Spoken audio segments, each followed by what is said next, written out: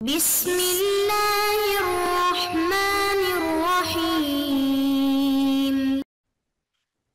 بسم اللہ الرحمن الرحیم الحمدللہ وکفا وسلام علی عبادہ الذین اصطفیٰ اما بعد۔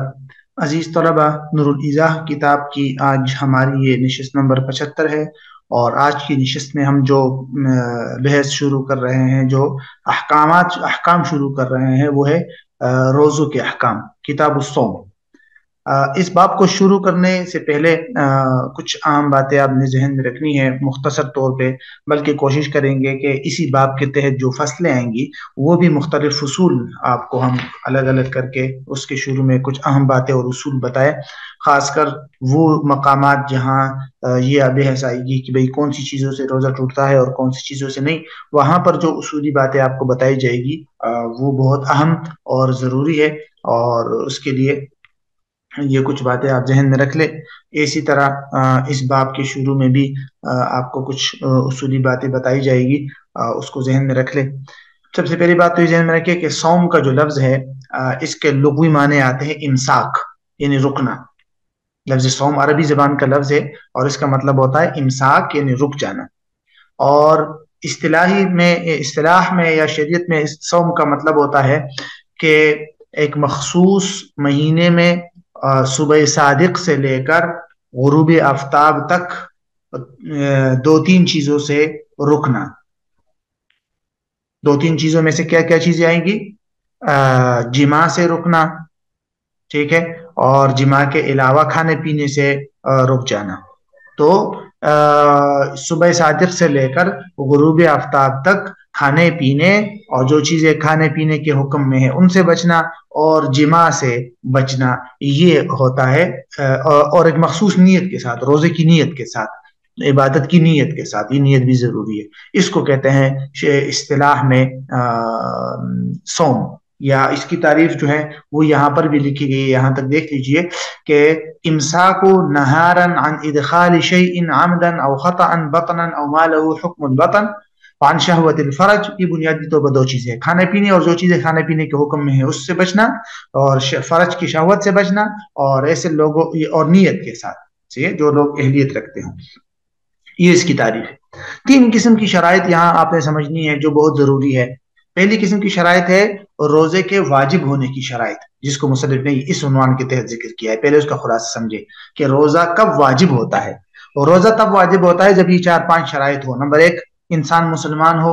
نمبر 2، عقل مند ہو، پاگل نہ ہو۔ نمبر 3، بالغ ہو، نابالغ نہ ہو۔ اور نمبر 4 کہ وہ دارالاسلام میں ہو، یعنی ایسے علاقے میں ہو جہاں مسلمانوں کی حکومت ہو اور مسلمان لوگ رہتے ہو، دارالحرب نہ ہو۔ دارالحرب مطلب یہ ہے کہ جہاں کافروں کی حکومت ہو۔ اگر دارالحرب ہے تو پھر اس کے ساتھ ساتھ یہ بھی ضروری ہے کہ اسے پتہ ہو کہ روزہ فرض ہے۔ اگر وہ دارالحرب میں ہے اور اسے پتہ نہیں ہے کہ روزہ فرض ہے تو اس پر پھر روزہ واجب ہی نہیں ہے، کیونکہ اس کو علم ہی نہیں ہے۔ لیکن دارالاسلام میں جہاں مسلمانوں کی حکومت ہے وہاں روزوں کی فرضیت کے لیے سے کوئی شرط نہیں ہے کہ بھئی آپ کو علم بھی ہونا چاہیے کہ روزہ فرض ہے، یہ ضروری نہیں ہے، کیونکہ یہاں تو جہالت عذر ہی نہیں ہے۔ دوسری قسم کی شرائط جو ہے وہ کہلاتی ہے وجوب ادا کی شرائط۔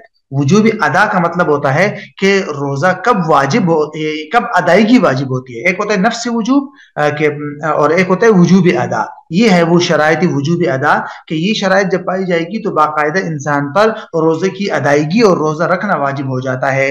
مثال کے طور پر اگر پہلی والی شرائط موجود ہو، مسلمان ہے، عاقل ہے، بالغ ہے، دارالاسلام میں ہے، تو اس پر نفس وجوب تو ہے، لیکن ضروری نہیں ہے کہ ابھی روزہ رکھے۔ مثلا ابھی اگر روزہ رمضان کا مہینہ نہیں ہے، روزہ نہیں ہے اور یہ تمام شرائط موجود ہے تو نفس وجوب تو ہے لیکن وجوب ادا نہیں ہے، ٹھیک ہے۔ وجوب ادا کے لیے کیا شرائط ہے؟ سب سے پہلی شرائط یہ ہے کہ وہ وقت وغیرہ موجود ہو اور وقت آ جائے نا روزے کا، رمضان کا۔ اور دوسرا ہے مقیم ہو، کیونکہ مسافر کو رخصت دی گئی ہے کہ اس پر ادائیگی واجب نہیں ہے، وہ روزہ چھوڑ سکتا ہے۔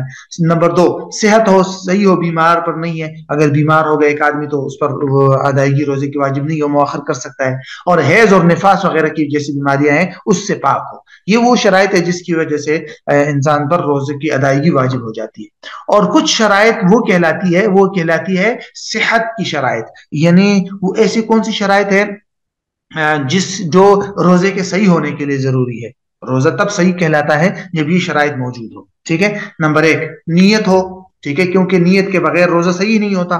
اور دوسری چیز ہے حیض اور نفاس وغیرہ جو بیماریاں ہیں اس سے پاک ہو، کیونکہ اگر حیض یا نفاس وغیرہ کی بیماری ہے تو روزہ صحیح نہیں ہوگا۔ اور تیسری اہم چیز ہے مفطرات سے بچنا۔ مفطرات کا مطلب ہوتا ہے ہر اس چیز سے بچنا جو روزے کو توڑنے والی چیزیں ہیں۔ تو اگر روزے کو توڑنے والی کوئی چیز میسر آ گئی یا مل گئی تو پھر اس طرح کی صورتحال میں جو ہے وہ روزہ جو ہے وہ صحیح نہیں ہوگا۔ تو روزے کے صحیح ہونے کے لیے بنیادی طور پر یہ اہم شرائط ہے۔ تو یہ تو شرائط ہو گئی۔ اس کے بعد انشاءاللہ روزے کا رکن وغیرہ اور یہ چھوٹی چھوٹی چیزیں ہیں یہ اس میں آ جائے گی، اور پھر یہ فصل ہماری ختم ہو جائے گی، اور اس کے بعد ایک اور فصل شروع ہو جائے گی، وہ کہلائے گی روزے کی اقسام۔ کیونکہ کچھ روزے 6 قسم کے روزے ہیں جو یہاں آپ کو بتائے گئے ہیں، یہ اتنے زیادہ تفصیلی نہیں ہے، مختصراً ہم یہاں آ کر اس کو پڑھ لیں گے۔ تو فی الحال آپ ذرا یہ دیکھیے۔ سب سے پہلے ہم دیکھتے ہیں روزے کی تعریف۔ فرماتے ہوا الامساک نہارن، یہ روزہ کس کو کہتے ہیں؟ دن کو رکنا۔ کن چیزوں سے؟ 2 چیزوں سے۔ نمبر 1 عن ادخال شیء عمدا او خطأ، کسی چیز کو داخل کرنے سے رکنا، کسی بھی چیز کو داخل کرنے سے رکنا۔ کیسے داخل کرنا؟ عمدن، جان بوجھ کر ہو یا غلطی سے ہو، دونوں صورتوں میں۔ اگر جان بوجھ کے کسی نے کوئی چیز منہ میں یا پیٹ میں داخل کر دی یا خطأ غلطی سے داخل کر دی، دونوں صورتوں میں روزہ چھوٹے گا۔ تو کہتے ہیں دن کو رکنا کسی چیز کو داخل کرنے سے جان بوجھ کر ہو یا خطأ ہو۔ کہاں داخل کرنا؟ بطن، پیٹ میں۔ او ما له حکم الباطن، یا جس کو باطن کا حکم حاصل ہے، جیسے کہ دماغ ہے یا جو انسان کو زخم لگ جائے، اس کی تفصیلات آگے آ جائے گی۔ نمبر 2 تو خلاصہ یہ ہوا پہلے چیز کہ کھانے پینے اور جو چیزیں کھانے پینے کے حکم میں ہے اس سے رکنا ضروری ہے، یہ روزہ کہلائے گا۔ اور نمبر 2 وان شہوت الفرج، شرمگاہ کی شہوت سے بچنا، یہ بھی روزے کا حکم ہے۔ بنیت من اہلہ، جو لوگ روزے کی اہلیت رکھتے ہیں ان کی طرف سے باقاعدہ نیت بھی ہو، نیت کے ساتھ۔ تو یہ کہلاتا ہے روزے کی تعریف۔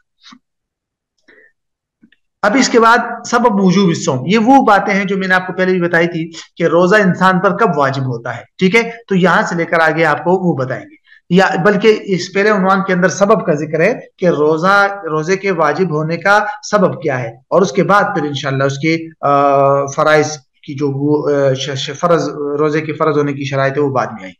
کہتے ہیں سبب وجوب رمضان شہود جزء منہ، اور روزے یا رمضان کے وجوب کا جو سبب ہے وہ کیا ہے؟ تو کہتے ہیں شہود جزء منہ، رمضان کے کسی جز کا حاضر ہو جانا۔ مطلب جیسے ہی رمضان شروع ہو جاتا ہے تو بس انسان پر روزے فرض ہو جاتے ہیں، یہی اس کا سبب ہے۔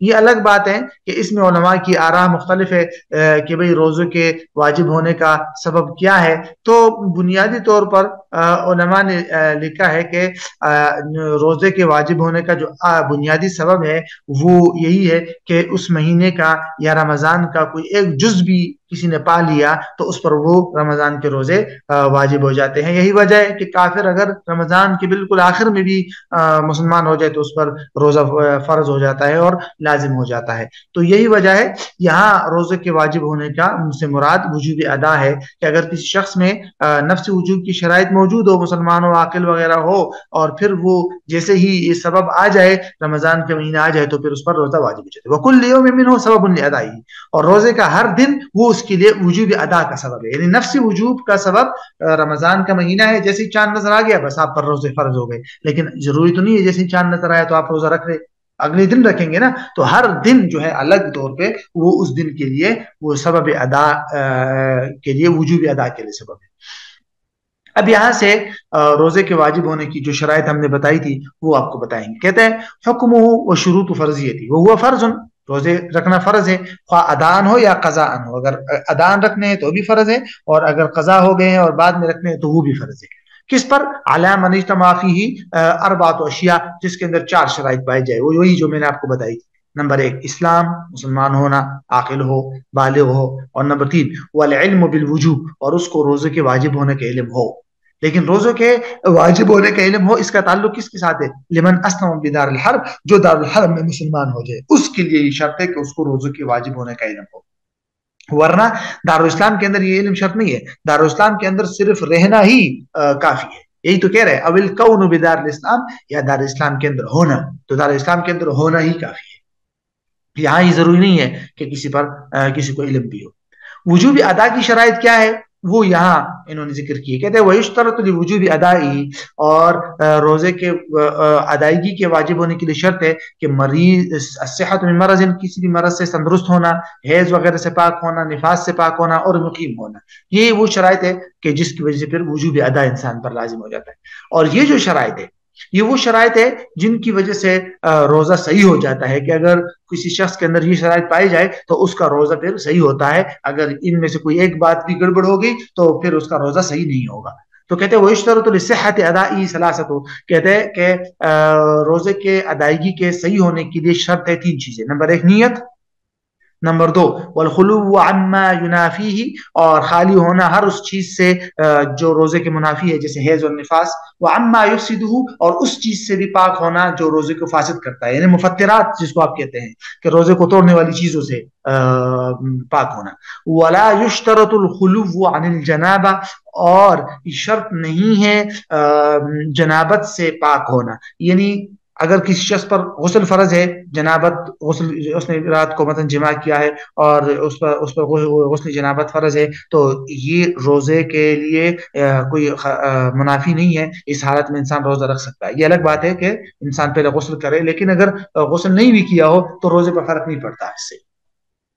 اچھا, یہ 2 چھوٹی چھوٹی چیزیں ہیں, یہ بڑی اہم ہے. کہتے ہیں کہ روزے کا رکن کیا ہے. تو روزے کا رکن ہے کہ پیٹ اور شہوت, پیٹ کی شہوت سے رکنا, بچنا, اور شرمگاہ کی شہوت سے بچنا, ان 2 چیزوں سے بچنا, یہ روزے کا رکن ہے. تو کہتے ہیں وہ رکن ہو, روزے کا رکن الکف عن قضاء شہوتي البطن والفرج, کہتے ہیں رکنا پیٹ اور شرمگاہ کی شہوت کو پورا کرنے سے, وما الحق بهما, اور جو ان دونوں کے ساتھ ملحق ہے, یعنی پیٹ اور شرمگاہ کی شہوت کے ساتھ جو چیزیں ملحق ہوتی ہے وہ بھی اس کے اندر آئے گی. ٹھیک ہے. وحکم من صامہ, کہتا ہے کہ جس شخص نے روزہ رکھا تو اس کا حکم یہی ہے, اور حکم, اس کا حکم ہے سقوط الواجب عن الذمہ, کہ آپ کے ذمے پر جو واجب ہے اللہ کی طرف سے وہ ساقط ہو جائے گا اور آخرت میں ثواب بھی ملے گا. تو یہ ہے اس کا بنیادی طور پر حکم. اب یہ فصل جو ہے یہ ہے روزوں کے اقسام کے بارے میں. خلاصے کے طور پر یہ بات ذہن میں رکھے کہ روزے کی 6 قسمیں ہیں. ٹھیک ہے, 6 قسم کے روزے ہوتے ہیں جو یہاں مصنف نے ذکر کیے ہیں. یہ دیکھیے, ینقسم الصوم الى 6 اقسام, کہ روزے تقسیم ہوتے ہیں 6 اقسام کی طرف. فرض, واجب, مسنون یعنی کہ سنت, مندوب مستحب, نفل, اور مکروہ. ٹھیک ہے. اسی ترتیب کے ساتھ مصنف آپ کو بتائیں گے کہ کون سے روزے فرض ہے, کون سے روزے واجب ہے, کون سے مسنون ہے, کون سے مندوب ہے. فرض اور واجب کے اندر فرق آپ بڑی کتابوں میں دیکھ لیں گے. فرض اس چیز کو کہتے ہیں جس پر یقین رکھنا, اعتقاد, عقیدہ رکھنا واجب ہو اور عمل کرنا بھی لازم ہو. اور واجب وہ ہے جو ایسی دلیل سے ثابت ہوا ہو جس دلیل کے اندر کسی نہ کسی اعتبار سے ظن ہو, قطعیت نہ ہو, اور جس کا اگر عقیدے کا انسان اگر اس کا انکار بھی کرے تو کافر نہ ہو انسان. باقی عمل میں یہ بھی فرض کی طرح ہوتا ہے, اس پر عمل کرنا لازم ہوتا ہے. سب سے پہلے ہم یہاں پر دیکھیں گے کہ فرض روزے کون کون سے ہیں. تو کہتے ہیں فرض روزے 2 ہیں. اما الفرض فہوا, 2 قسم کے روزے, ایک رمضان کے روزے اداءً و قضاءً, خواہ اداءً آپ رکھے یا قضا کر کے بعد میں رکھے, دونوں قسم کے. تو رمضان کے روزے فرض ہے. نمبر 2 کفارات کے روزے اور نظر کے روزے, فی الازہر یعنی ظاہر روایت کے مطابق. کفارات کے روزے سے کیا مراد ہے, جیسے ہوتا ہے نا قسم کا کفارہ جو 3 روزے ہیں وہ, اور اسی طرح زہار کا کفارہ, کوئی آدمی اپنی بیوی کو محرمات کے ساتھ تشبیہ دے دے تو وہ جو زہار ہوتا ہے اس کا کفارہ ہے. اگر رمضان کا روزہ اگر ایک انسان جان بوجھ کر توڑ دے جماع وغیرہ یا کھانے پینے کے ساتھ, اس پر کفارہ ہوتا ہے 60 روزے مسلسل رکھنا. تو وہ جو سارے روزے وہ بھی فرائض میں آتا ہے. منظور نظر کے روزے, نظر کے روزے کا کیا مطلب ہوتا ہے کہ ایک انسان منت مان لے کہ اگر میرا فلاں بیمار جو ہے وہ ٹھیک ہو گیا تو میں آئندہ جمعے کو روزہ رکھوں گا, یا مجھ پر 10 روزے لازم ہے. تو وہ جو منت کے روزے ہوتے ہیں وہ بھی فرض کے حکم میں آتے ہیں. ٹھیک ہے. تو یہ 3 قسم کے روزے جو اس نمبر 1 نمبر 2 میں آپ کو بیان کیے گئے ہیں یہ فرائض روزے. تو فرض روزے کتنے ہو گئے 3. رمضان کے روزے خواہ آپ اس کو اداءً رکھنا ہے یا قضاءً, اور نمبر 2 کفارات کے روزے, اور نمبر 3 نظر منت کے روزے. واجب روزے کون سے ہیں؟ اما الواجب فهو قضاء ما افسده من نفل. واجب روزے وہ روزے ہیں جو قضاء رکھے جاتے ہیں نفل کو فاسد کرنے سے. یعنی آپ نے نفلی روزہ رکھا اور پھر آپ نے دن میں اس کو توڑ دیا وہ نفلی روزہ, تو وہ اب آپ پر اس کی ذمہ داری ہے کہ آپ اس کی قضا کریں. یہ واجب روزہ ہے. ٹھیک ہے. تو یہ واجب روزے کی مثال ہے. اور مسنون سنت روزہ کیا ہے؟ تو سنت روزوں کے بارے میں کہتے ہیں مسنون روزہ وہ ہے عاشورہ کا روزہ, ٹھیک ہے، اور ساتھ ساتھ 9 تاریخ کا روزہ، یعنی کہ عاشورہ کا روزہ کے ساتھ 9 تاریخ کا روزہ بھی رکھنا صحیح ہے، اور بلکہ اس کے ساتھ میں نے عاشورہ کا روزہ کے ساتھ ایک روزہ مزید اضافہ کرنا ہوتا ہے، وہ آپ جو ہے عاشورہ کے روزے کے ساتھ 11 کا روزہ رکھے یا 9 کا روزہ رکھے، تو بہرحال یہ دونوں جو ہے وہ مستحب کے حکم میں. رمضان سے پہلے یہ فرض تھا، بعد میں اس کی فرضیت جو ہے وہ ختم ہو گئی، اور یہ عاشورہ کا مطلب 9 محرم کا روزہ ہے، تو اس کے ساتھ نہیں 10 محرم کا، اس کے ساتھ 9 محرم کا روزہ رکھے یا 11 کا، کوئی ایک ساتھ رکھ لے، یہ مسنون ہے. اور مندوب یا مستحب روزے کون سے ہیں؟ تو مستحب روزے کئی ہے، اس کو یہاں مثال سے ذکر کیا گیا ہے، ذرا دیکھیے اس کو. کہتے ہیں اما المندوب، مستحب جو روزے ہیں، فہوا، وہ یہ ہے، نمبر 1 صوم ثلاثۃ من کل شہر، ہر مہینے کے 3 روزے رکھنا، یہ بھی مندوب اور مستحب ہے. وَيُنْدَبُ كَوْنُهَا الْأَيَّامُ الْبِيض، اور یہ زیادہ بہتر ہے کہ ہر مہینے کے جو 3 روزے ہیں وہ ایام بیض کے ہو. ایام بیض ہر مہینے کے 13، 14 اور 15 اسلامی تاریخ کو کہتے ہیں، یعنی ہر مہینے کی جو 13 اسلامی تاریخ، 14 اور 15 اسلامی تاریخ ہوگی، اس کو ایام بیض کہتے ہیں، اور ان دنوں میں روزہ رکھنا مستحب ہے. وَصَوْمُ يَوْمِ الْاِثْنَيْنِ وَالْخَمِيسِ، اسی طرح کہتے ہیں کہ پیر کے دن اور جمعرات کے دن روزہ رکھنا، یہ بھی مندوب ہے. وَصَوْمُ سِتٍّ مِّن شَوَّالَ، اور اسی طرح شوال کے جو 6 روزے ہیں وہ رکھنا، عید کے بعد جو 6 روزے رکھتے ہیں شوال کے مہینے میں، خواہ آپ مسلسل رکھے یا الگ الگ رکھے. یہ بھی کہا گیا ہے کہ افضل جو ہے وہ اس کو مسلسل رکھنا ہے، وصلها وقیل تفریقها، یہ بھی کہا گیا، علماء نے یہ بھی کہا ہے کہ نہیں، اس کو الگ الگ رکھنا زیادہ بہتر ہے. اور اسی طرح مندوب روزے کے اندر یہ بھی آتا ہے، کل صوم ثبت طلبہ، ہر وہ روزہ جس کی طلب اور اس پر ثواب یا وعدہ کیا گیا ہو سنت سے، احادیث سے ثابت ہو، جیسے صوم داؤد علیہ السلام، یہ افضل الصیام ہے نا، احادیث میں آتا ہے اور اللہ تعالیٰ کے یہاں زیادہ محبوب ہے. اور صوم داؤد کا مطلب ہوتا ہے کہ ایک دن روزہ رکھنا اور ایک دن نہ رکھنا، ایک دن روزہ رکھنا اور ایک دن نہ رکھنا، یہ صوم داؤد ہے، تو یہ بھی بہتر ہے. نفل روزہ کون سا ہے؟ اس کہتے ہیں گزشتہ جو روزے گزر چکے ہیں ان کے علاوہ جتنے بھی روزے وہ سارے کے سارے نفل ہیں، ما سوا ذالک، لیکن ما لم تثبت کراہتہ، جس کی کراہت ثابت نہ ہو. اب مکروہ روزے کون سے ہوں گے؟ وہ آگے آ رہے ہیں. مکروہ کی 2 قسمیں ہیں، یہ بات ذہن میں رکھ لیجئے. ایک مکروہ وہ روزے ہیں جو مکروہ تنزیہی ہے، کم مکروہ، اور ایک وہ مکروہ ہے جو حرام کے قریب ہے، مکروہ تحریمی، یعنی بالکل ممنوع، ناجائز آپ اس کو کہہ سکتے ہیں. ٹھیک ہے، مکروہ تنزیہی یہ ہے، یعنی عاشورہ کا اکیلے روزہ رکھنا اور ساتھ میں 9 کا روزہ یا 11 کا روزہ نہ رکھنا. صوم عاشورہ مفردن، اکیلے، عن التاسع، 9 محرم کو چھوڑ کر، تو 9 یا 11 کو چھوڑ کر صرف 10 محرم کا روزہ رکھنا مکروہ تنزیہی ہے، اور کیونکہ اس میں یہودیوں وغیرہ کے ساتھ مشابہت ہو جاتی ہے. والثانی، اور مکروہ تحریمی کیا ہے؟ دونوں عیدوں کو روزہ رکھنا، یعنی عید الفطر اور عید الاضحیٰ کو، اور ایام تشریق جو 3 دن ہوتے ہیں. ایام تشریق تو ویسے 5 دن ہے نا، 9 عرفات کے دن سے لے کر آگے جا کے 13 ذی الحجہ تک، 9، 10، 11، 12 اور 13، تو 5 دن وہ روزہ رکھنا ممنوع ہے، اور عید الاضحیٰ کے دن روزہ رکھنا یہ بھی ممنوع ہے. ٹھیک ہے، اور یہ ناجائز ہے ان دنوں میں روزہ رکھنا. ان کے علاوہ جو مکروہ روزے ہیں وہ یہ بھی ہے کہ صرف جمعے کے دن آپ خاص کریں، افراد یوم الجمعہ مکروہ ہے، جمعے کے دن اکیلے روزہ رکھنا، کہ ہمیشہ آپ جمعے کے دن روزہ رکھیں اور کسی دن رکھے ہی نہیں. وہ افراد یوم السبت، یا اکیلے ہفتے کے دن روزہ رکھے اور کسی دن آپ روزہ رکھے ہی نہیں. تو پھر ایسی صورت میں علماء نے لکھا ہے کہ اگر کوئی آدمی اس کو سنت سمجھتا ہے تو پھر ایسی صورت میں وہ مکروہ ہو جائے گا، کیونکہ اس کی سنیت ثابت نہیں ہے نا. اور اسی طرح نئی روز کے دن روزہ رکھنا اور مہرجان کے دن روزہ رکھنا یہ بھی مکروہ ہے. یہ مکروہ ہے کا مطلب وجہ اس کی یہ ہے کہ یہ دونوں جو ہے یہ کفار کے اور روزے ہیں، یعنی یہودیوں کے، یہود چونکہ ان دنوں میں روزہ رکھتے تھے، اور یہ یا بلکہ یہ ان کے عید کے دن ہے اور ان کی تعظیم کا شبہ ہوتا ہے جو لوگ اس میں روزہ رکھتے ہیں، تو شبہ سے بچنے کے لیے الا یوافق عادت، اگر اس کے عادت کے موافق آ جائے، مثلا وہ ہمیشہ ان دنوں میں روزہ رکھتا ہے اور اچانک سے ان دنوں میں نئی روز یا مہرجان بھی آ گیا تو کوئی مسئلہ نہیں، کیونکہ وہ تو اپنی عادت کے مطابق روزہ رکھتا آ رہا ہے. لیکن اگر وہ خاص اس نیروز اور مہرجان کی عید کو مد نظر رکھ کر روزہ رکھ رہا ہے تو پھر وہ مکروہ ہے. وقریہ یوم الوصال، صوم الوصال بھی مکروہ ہے، اگرچہ 2 دنوں کے درمیان ہو. صوم وصال کس کو کہتے ہیں؟ وہ ہوا سوم وصال کی تعریف یہاں سے بتائی گئی ہے کہ اللہ یفطر بعد الغروب اصلا، کہ غروب ہو جائے پھر بھی افطار نہ کیا جائے، حتی یتصل صوم الغد بالامس، یہاں تک کہ کل کے روزے کو گزشتہ شام کے ساتھ ملا دینا. مطلب 2 دنوں میں مسلسل آپ نے اتنا روزہ رکھا کہ بیچ میں آپ نے افطاری ہی نہیں کی، اس کو صوم وصال کہتے ہیں اور یہ ممنوع ہے. اور صوم الدہر بھی مکروہ ہے. صوم الدہر کا مطلب ہوتا ہے کہ ہمیشہ آپ روزہ رکھیں، کیونکہ اس کے بیچ میں تو عید کے دن بھی آئیں گے اور وہ مکروہ ہوں گے. تو اس لیے علماء نے لکھا ہے کہ ہاں اگر کوئی آدمی رکھ سکتا ہے اور مکروہ دنوں کو چھوڑ کر، ایام تشریق اور عیدین کو چھوڑ کر روزے رکھ رہا ہے، تو کچھ علماء نے اجازت دی ہے. لیکن کچھ علماء نے لکھا ہے کہ نہیں، اس کی وجہ سے آپ کے دیگر واجبات پہ فرق پڑے گا، آپ کے فرائض پہ فرق پڑے گا، تو اس لیے اس کو نہ ہی رکھے تو زیادہ بہتر ہے.